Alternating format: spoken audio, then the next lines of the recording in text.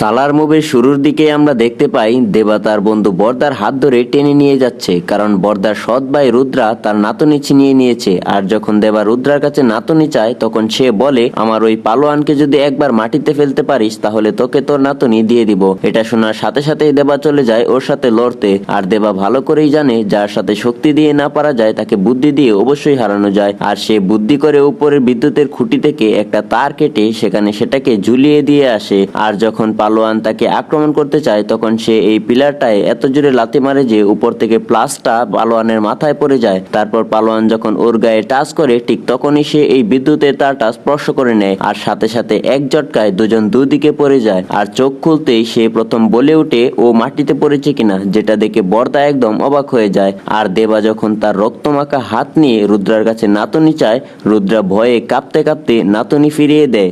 আর দেবা বলে, দ্বিতীয়বার ওর নাতনিতে হাত দিলে আমার হাতে বিদ্যুতের তার হবে না, পুরো বিদ্যুতের খুঁটিটাই হবে। আপনাদের সাড়া পেলে অবশ্যই দ্বিতীয় পার্ট নিয়ে আসবো। তার আগে যদি ভিডিওটা ভালো লাগে তাহলে চ্যানেলটা সাবস্ক্রাইব করতে কখনো ভুলবেন না।